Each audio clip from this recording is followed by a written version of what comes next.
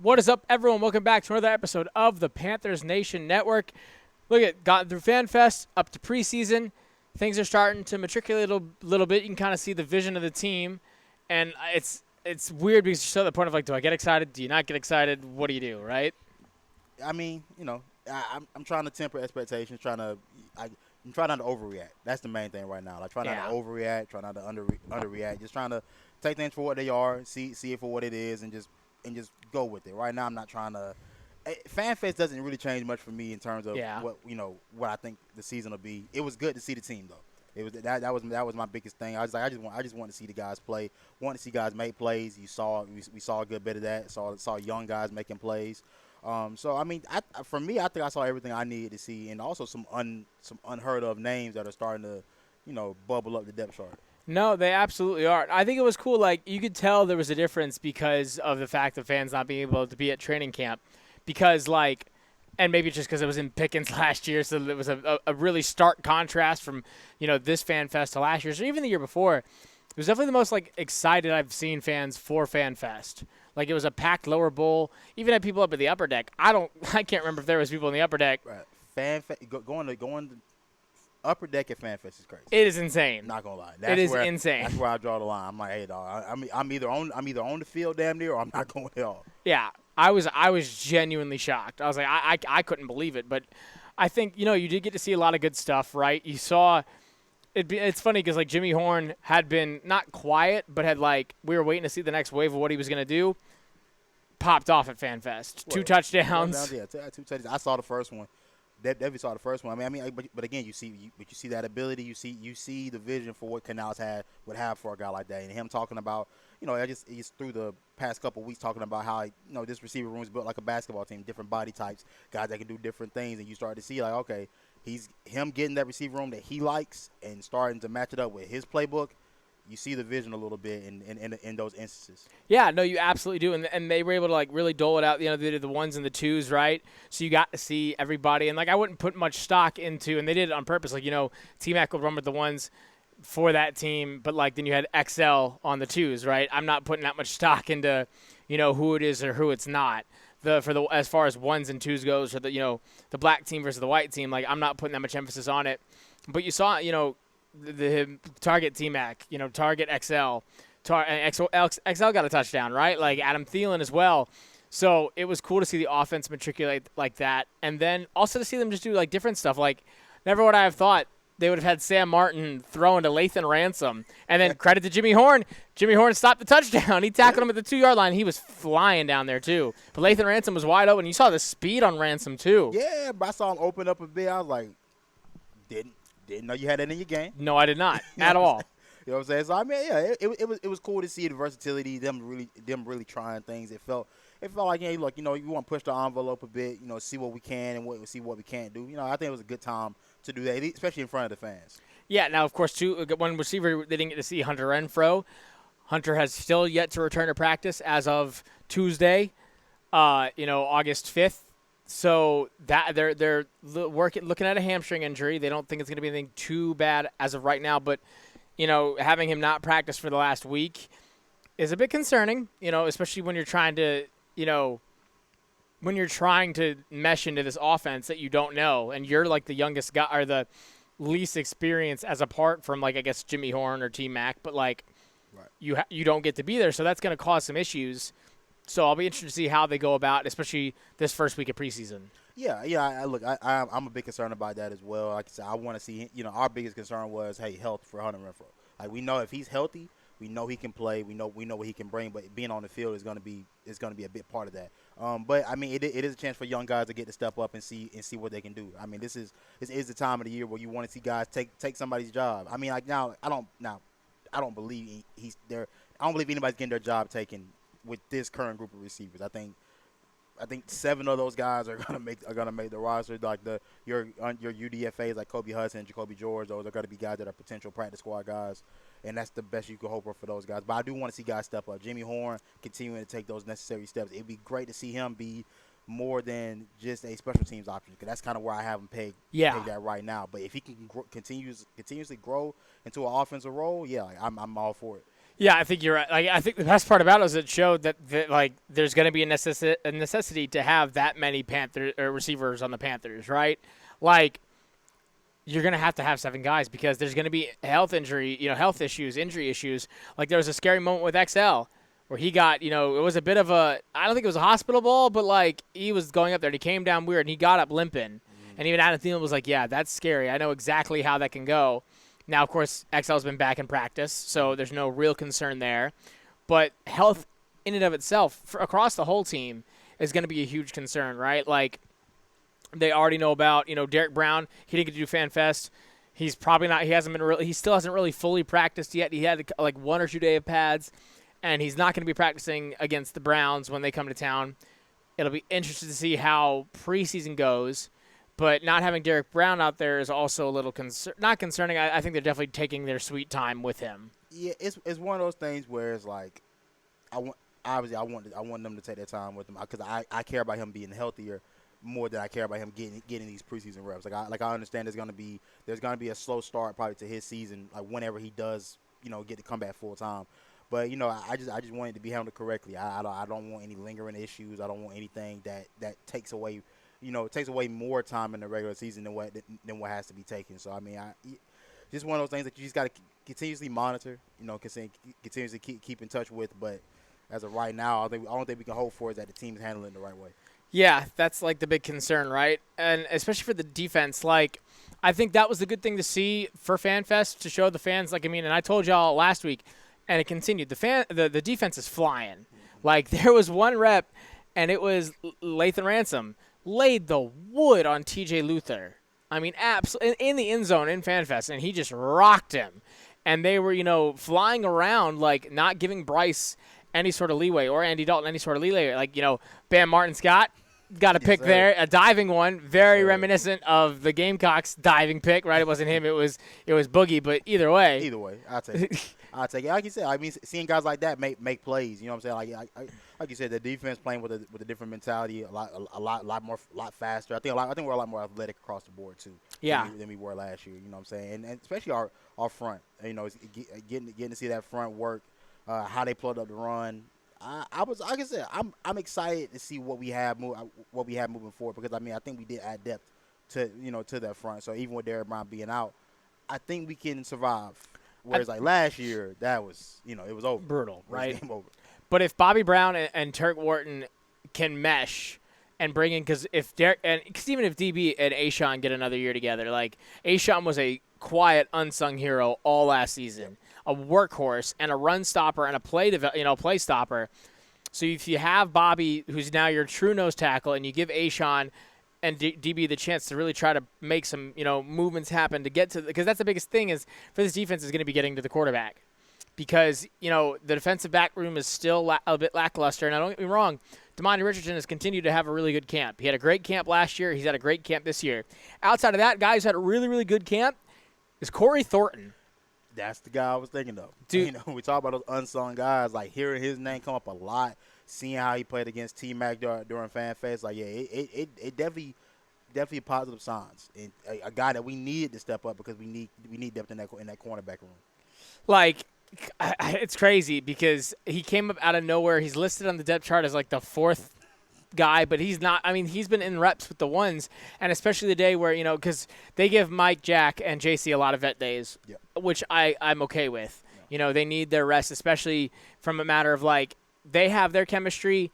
That's really all we're really concerned about. Flesh out the other stuff. As long as they know what to do in coverage, that's really all it is. So Corey Thornton and Shamar Bartholomew both have made reps, but, it was the question of, like, is T-Mac getting, like, or should we be concerned about T-Mac or hype about Corey Thornton? Be hype about Corey Thornton. Yeah. The man does not back down lightly from a matchup, and he's shown a lot, at least in training camp, to the point where I hope he shows enough in preseason to solidify him as a backup cornerback. Because, it's not the Panther season without worrying about a defender missing some games, right, especially in the defensive back room. So he's playing to the well because, like, and JC said it too, because Kay Adams can get anybody to disclose any information. It's ridiculous, any information. And so JC was like, yeah, I don't think Shaw is going to leave the field, like, at all this season. And I'm glad. Hey, again, one of those pickups that in last year's draft class that if it hits, it's a huge hit for us, and we know we understand that we need him on the field. So is he playing? But he's going to be more so in the nickel, He's right? going to be more nickel. But I'll tell you what, in a lot of the team reps they've done, both from a scrimmage perspective and an 11-on-11 or a 7-on-7, they've done a lot of nickel sets. They have, I'd say, probably, I don't know, put it like 3/4 of the time they're in nickel, and whether that's what they're just trying to implement in these team practices, but like I'm talking in scrimmage too, and in their 7-on-7s, they're running with a nickel set, and they've got Morig coming up real far, like a spider, coming up real far in the front. They'll have just I was about to say Josie, but that's not right. Roseboom and maybe Wallace or Claudin or Bam at that other spot, and then they've got they'll have maybe two or three guys on the line. Mm-hmm. So they're or four per se, but like they've had sets where they've got Nick Scott and Damani in the back, Morig up front, and then they'll have JC and Mike Jacker. I think that day it was Shamar and Thornton up high, so they're not afraid to run a nickel and dime set.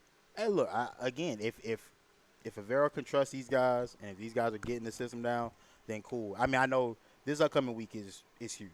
Yeah, I mean, we know how pivotal it is for our young guys, like you said, like Shamar Bartholomew, like Corey Thornton. We get to see you in game action now. Let's see if this translates. If all the work you've done will translate. So I am excited about that. But like what do we think we see from preseason in terms of lineups? So I think we're going to say, again, Kay Adams, Canal said he's going to play, he's going to have at least a couple drives there for Bryce, right? He's going to have a couple drives there for the starters. I think you'll probably see the defense in there a little bit longer. I wouldn't count on Derek Brown. Of course not.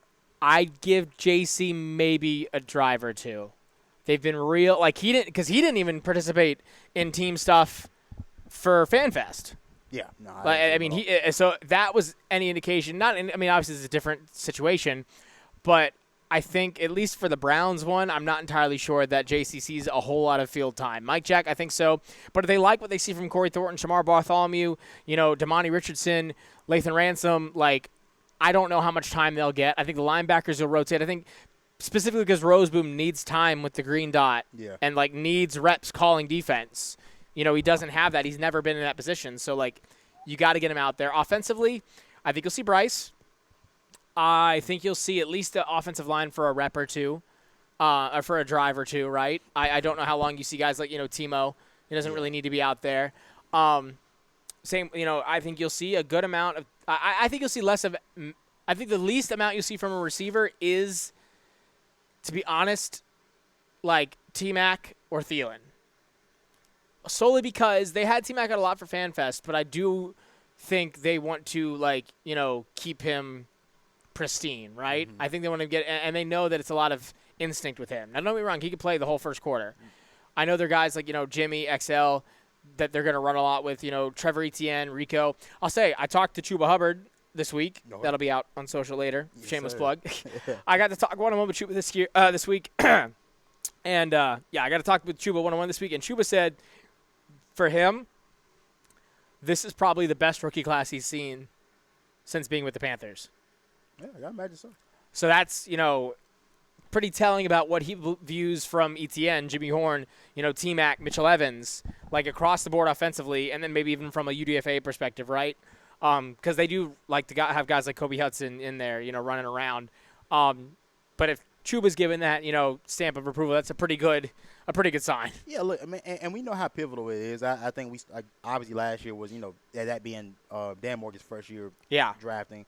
We knew we need to see some changes, but we started to see guys like XL contributed, Charles Smith-Wade contributed, Trevor Wallace played. I'm saying I think the game was a little fast for him. Yeah. So it is what it is. But you also had your UDFAs like Jalen Coker who made waves, Damani Richardson who made waves, and so I think the more this is a more fleshed out draft class this 2025 class. This is a more well thought out class. So I think we're going to continuously see these guys be able to contribute, and that's going to be how you flip your fortunes around if you're Carolina. It's going to be hitting on these draft picks, guys being late round picks contributing, UDFAs being able to find a way on the roster.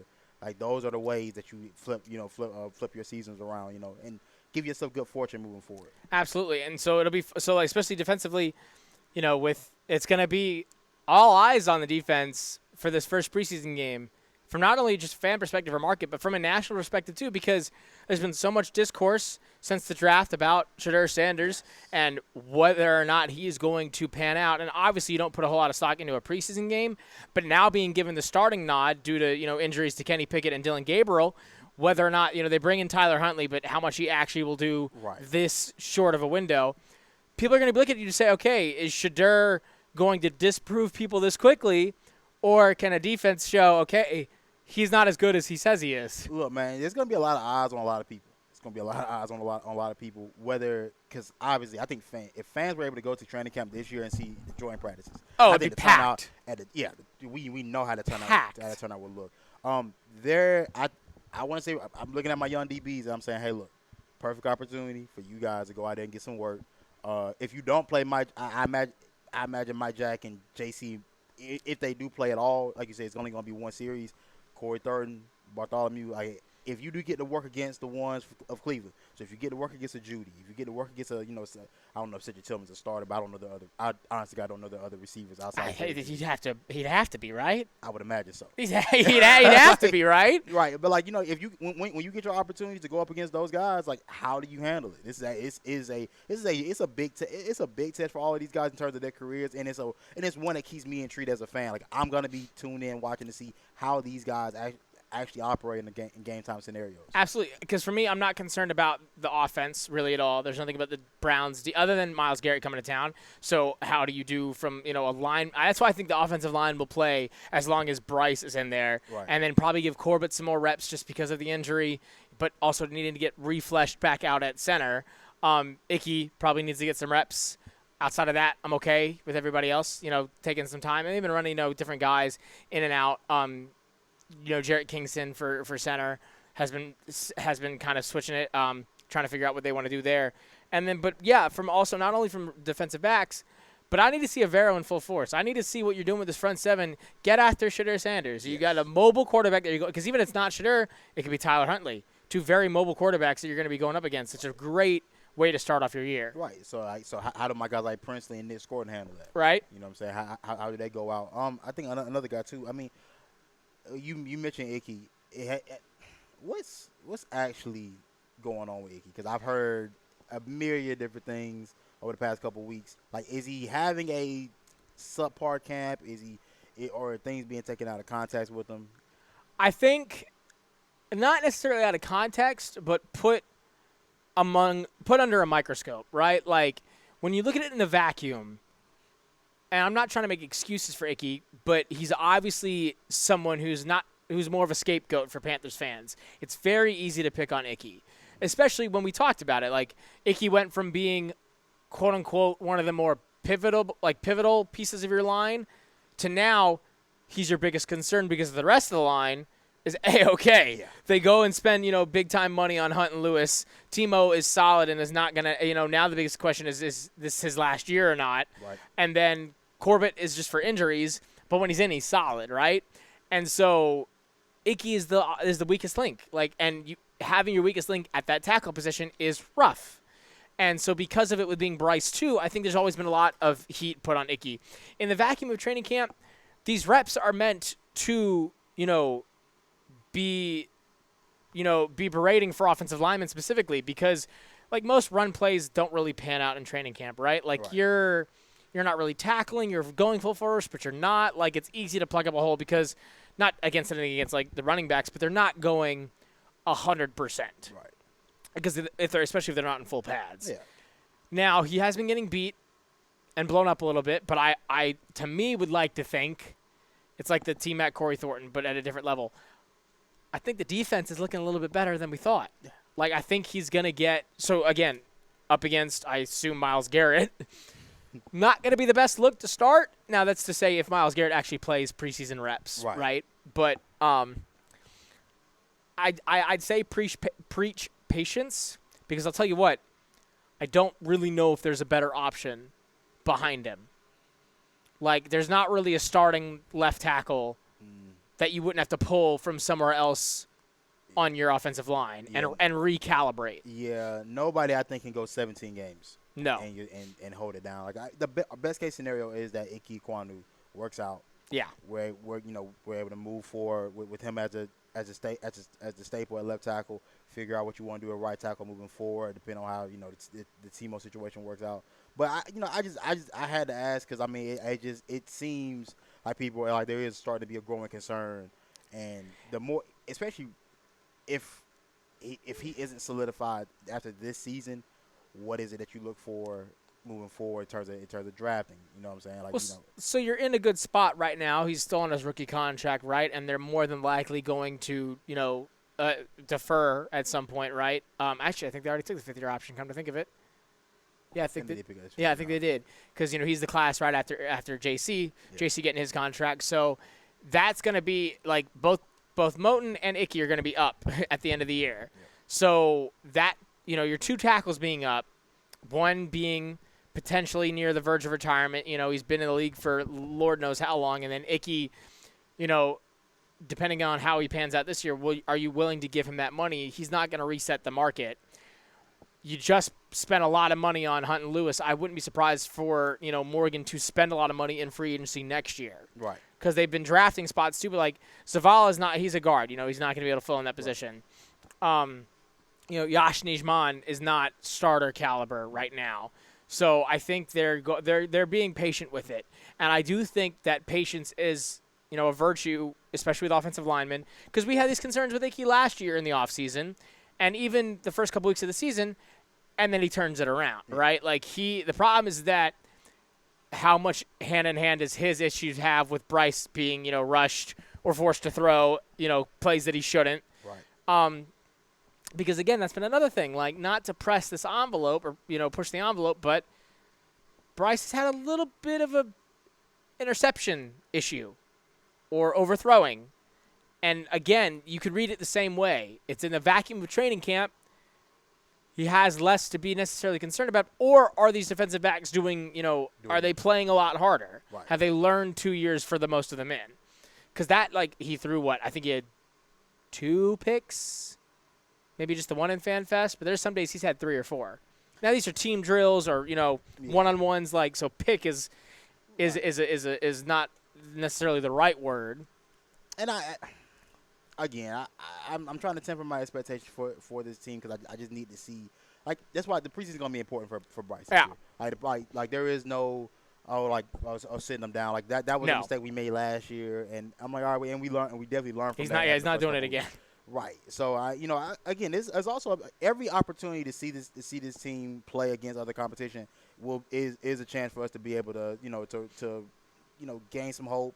Maybe see what things are working, see what things aren't. But like I said, I'm excited. I'm eager to see him. I don't know how excited I am necessarily because I think there is a expectation level that is there. So now if you go out and you have a stinker, which is possible in the preseason game. Oh, it absolutely is. How the fan base gets, how antsy we are as a group. So there will be things swirling around if he doesn't play well. I just want him to go out there and be able to execute, be able to play solid. Look like you're a starter playing amongst backups. You know what I'm saying? Play above the competition level that's out there. Yeah, that's gonna be key. So for the fans, cool your jets, all right? Because we've got a owner that listens. He can feel the energy.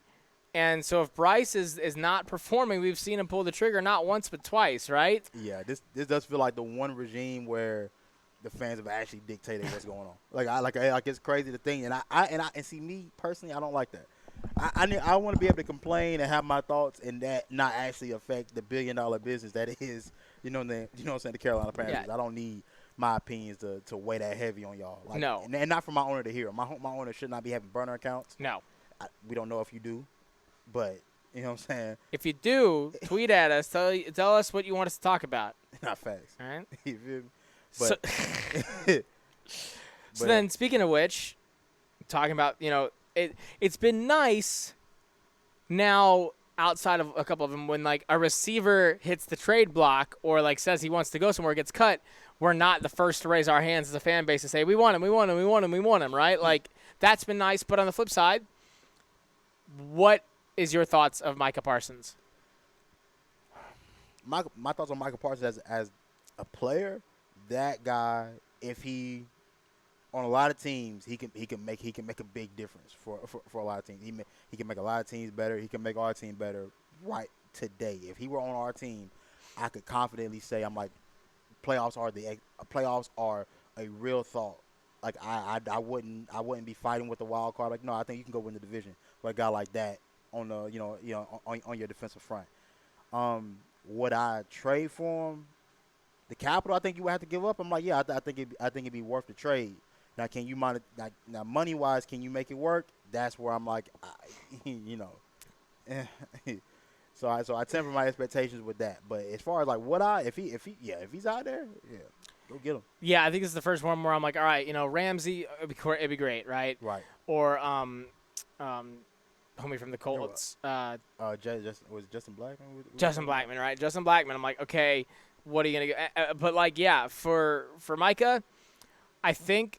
To be honest, I mean, hey, it's Jerry Jones. We saw what we got for freaking Jonathan Mingo. So, like, part of me thinks you could get him for, like, 2 second-rounders and a player, right? Talk to that old man, bro. I of course, Micah can say anything he wants, and then he could still go through and play, right? Like a Myles Garrett kind of situation. Right. Like, he could easily just say, no, I mean, I'll keep – the money's coming in, so I'm going to keep playing. So whether or not he can make all this fuss because everyone thought Myles Garrett was gone, and then, that gets rectified in an organization that – it is in worse standing pretty much than the Cowboys. Of course, your owner's not your GM there, so that has a little bit more to do with it because he's a prideful man, and it's shown. I think cap situation, yeah, you would be scraping. Yeah. You've gotten rid of some contracts that have helped, but with the money, it's supposed to be, and it's supposed to be next year. They'll have a bit more of a money flow, so you could do it preemptively. But then again, these two, like, you're going to have your tackles coming up next year. Yep. That, is a big difference. You thankfully already took care of Chuba. You just took care of JC, so those are huge. From outside of Icky's draft class, I'm trying to remember who else was even drafted that class. 22? Oh, bro, that class might not even be employed anymore, bro. We can look it up. Yeah, I don't know how many of that. We might not have even had a second-round pick that year. And if we did, I think Icky might be the only person in that class still on the roster. Let's see. I'm trying to flesh it out. Up right now. Let's see what we got. So off the top, obviously Icky was the first pick. Yeah. Matt Corral. Oh God, yep. Okay. Matt Corral. Gone. Brandon Smith. Gone. Amari Barno. Gone. K. Mays. Gone. No. Now. We let him. I think he's on the roster right now currently. Yes. Yeah. I always forget with Cade. Kalen Barnes. We thought Brandon Smith was supposed to be that next Micah Parsons. We thought Brandon Smith was going to be the answer. And then Amari Barno just got cut. He was one of the last holdouts from that draft. Yeah. But he just got cut. I think K. Mays is still on the roster.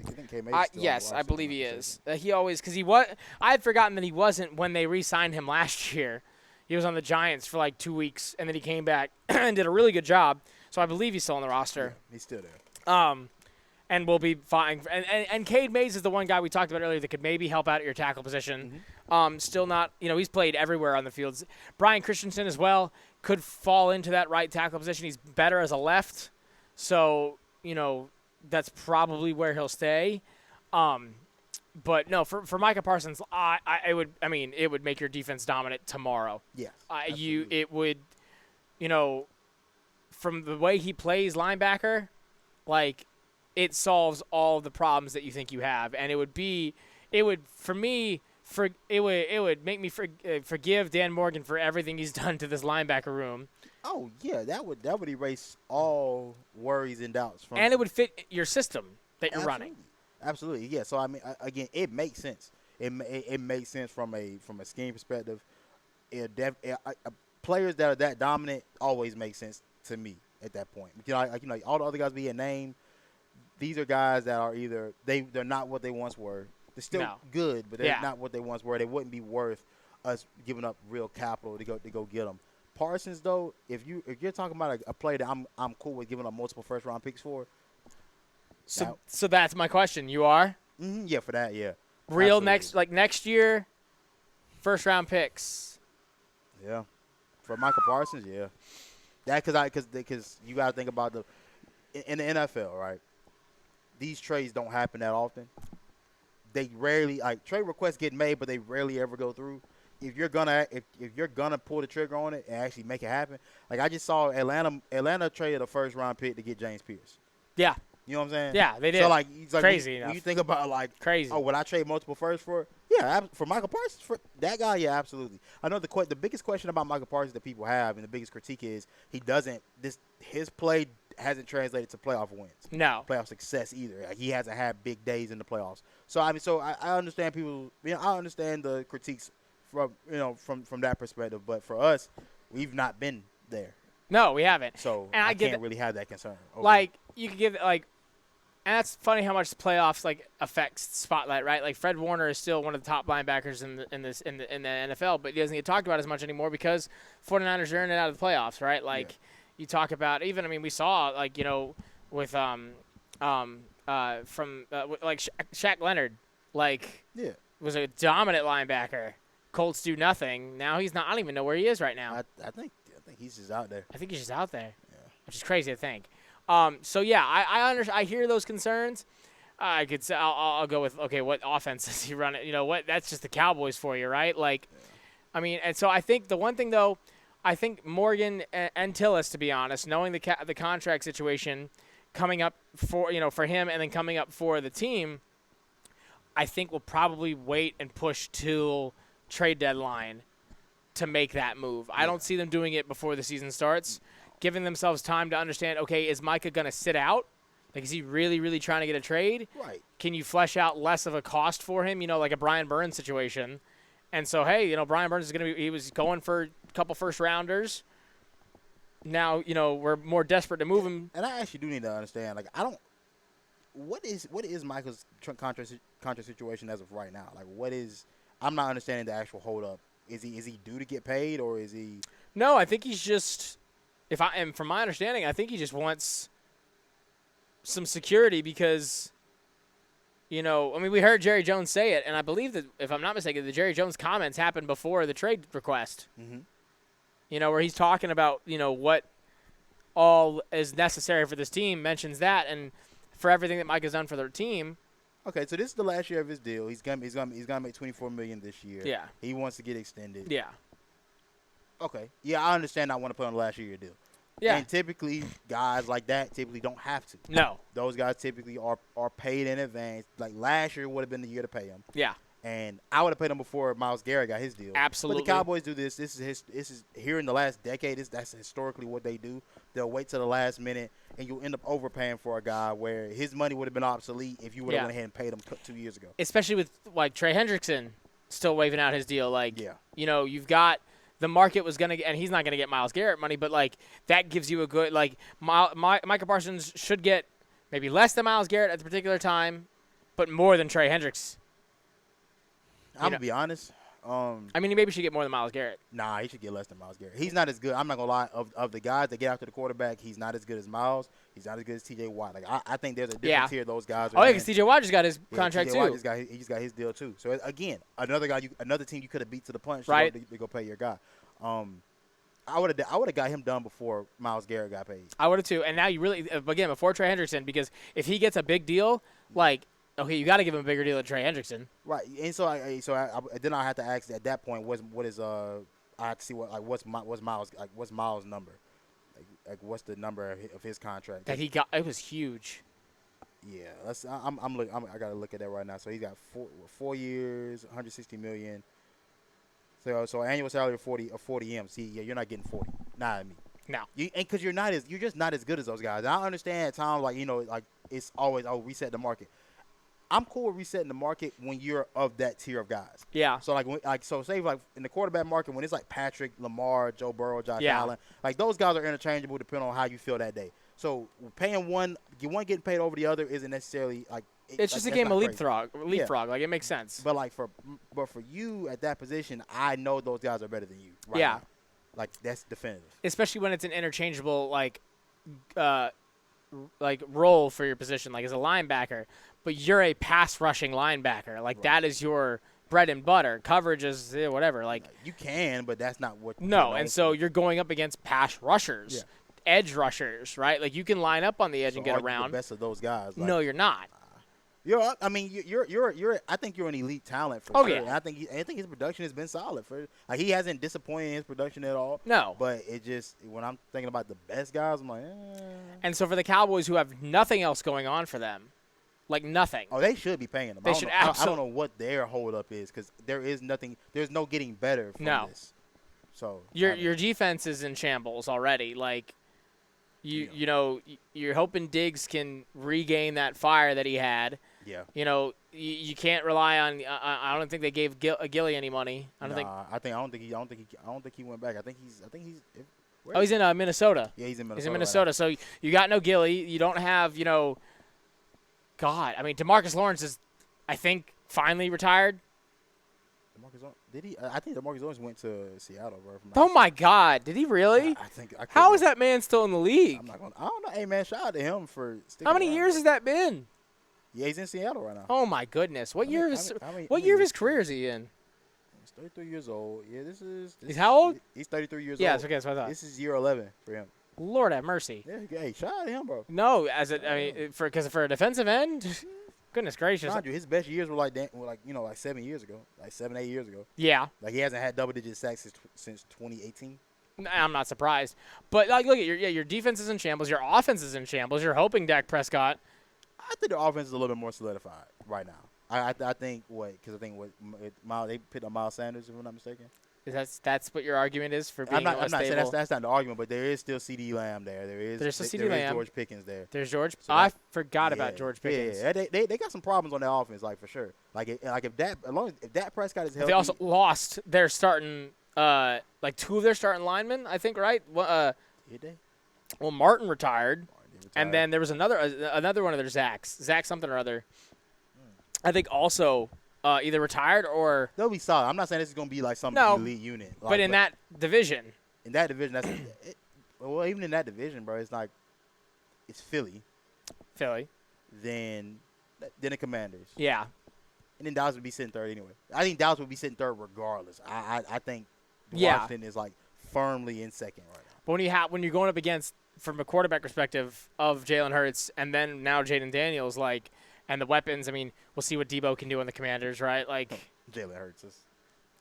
Look at. You're going against A.J. Brown. You're going against A.J. Brown. You're going against Saquon Barkley. Yes, you are. Jalen Hurts just so happens to be the guy that distributes the ball. We could have a whole podcast about that separate topic. We know that we could.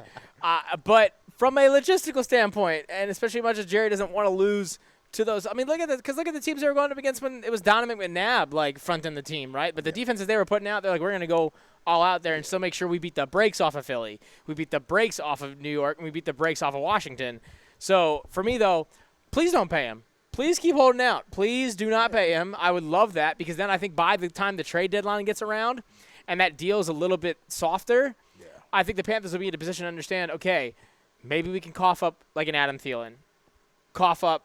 A first-round draft pick and a second maybe. If I can give you a player instead of another pick, I'll give you a pick and a player. I don't want to give up multiple picks and a player. I mean, we gave him – what was it? We gave him Mingo – or we gave him Mingo and we didn't get any player in return, but we got those picks. Yeah. So, which is much more valuable. Absolutely. In the long run, especially what we're going to turn it into. Yeah. I would love it, right? I would love it because then again, I think it'll be interesting to see by the trade deadline – what you need from maybe a offensive lineman perspective or defensive, God forbid, who you can give up. Because it's going to be really interesting when this team gets to a talent level and a performance level that Dan and Brant can maybe start shopping off some guys. Mm-hmm. The Panthers have never really been a send our guys away team. No. They're a trade for them and sign them. Well, I mean, here lately we have been because, you thinking about DJ Moore and Brian Burns, we did shop. That was Fitterer. Well, yeah. Outside of the Fitterer era of trading away C-Mac, C-Mac, C-Mac, I'm getting the T-Mac, CMC. CMC, Brian Burns, outside of that, right? Like, and Fitterer, like outside, like when it was, when it was the Jerry Richards regime, and you had, God, I can't remember the names before. Marty Hurney, and then Gettleman. They were very like, either like we're not trading guys away, right? No. We're cutting. We'll cut you. But we're not trading. Fitterer is very trade happy. Dan hasn't had the position to be in that yet. No. So I'll be interested to see what Dan does, what kind of GM he becomes. Is he, is he a garage sale kind of guy? Let's send these guys away, or like a bargain hunters kind of guy. I think he's flexible, but I think in the trade that he has made, which was the trade for Mike Jack last year before the start of the season, and with Mingo sending him to Dallas.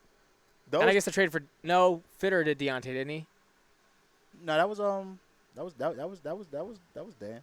So yeah, and then the Deontay for Dante Jackson, which at the time we thought that was gonna work out. Yeah. Which, I mean, it ends up being a wash. Neither one of them are on the. No. So, yeah. Yeah. You know what I'm saying? But I'll give him the trade that he has made, aside from the Deontay Johnson one, I'm like, all right. And I thought you got better from the – I'll say this now. I thought that trading Dante Jackson for Deontay Johnson I thought you got better.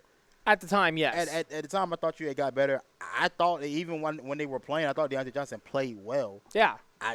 He just lost his marbles. He's lost, he's kind of a little crazy there. But, you trading for Mike Jack, trading a rookie for Mike Jack. It was insane. You know what I'm saying? So you got a starting corner out of that. Yeah. You flip Mingo for some picks that ends up turning into, Lathan Ransom? I think it was Lathan Ransom, and then I think we did trade up and then in for, I think, Princely. Yeah. Yeah. So it's like when you look at what stemmed from that trade and flipping a guy that wasn't going to play for you. No. So there's a decent trade. So I'm hoping for more, and then we can see by the trade deadline kind of what that happens. As far as the preseason game goes, excited for that. Excited for the Browns, coming to town. I'll give it. Do we do a score prediction for a preseason game? Hell no. I don't even know. Respectfully to some of y'all boys, I don't even know who you are. You know what I'm saying? No. Respectfully. So do we do it? All right. So what's your Bryce's output or the one's output performance prediction? Fam, are we thinking Bryce plays? How many series do we think Bryce gets? I'm gonna get it. See, it's conditional on how the series goes, right? If it's a hit on the 10 sheet, I think he's done after 10 plays. Yeah. If it's not, 3. I don't see him going past the first quarter. And if we can get a 10-play drive, right? I want Bryce to throw the ball 4 of those 10 okay. plays. Yeah. And hey, few handoffs. We're not thinking we see Chuba, right? I can't imagine with Rico and Trevor Etienne. Yeah, I mean, we saw Chuba in FanFest. That's FanFest. Chuba wants to be out there. I imagine his work's gonna come during the joint practices. That's my mindset with a lot of these guys. Yeah. I'd rather see Trevor Etienne. So I'm like, all right. Yeah, me too. Few handoffs. Hey, fam, if you go 4 for 4 on the first drive, I may want to see you out there for one more. I would like to get about 6 completions out of you. Yeah. About 6 completions, solid work. You know what I'm saying? Like it's fine. It's fine. Nothing crazy. No, not at all. But until then, keep pounding.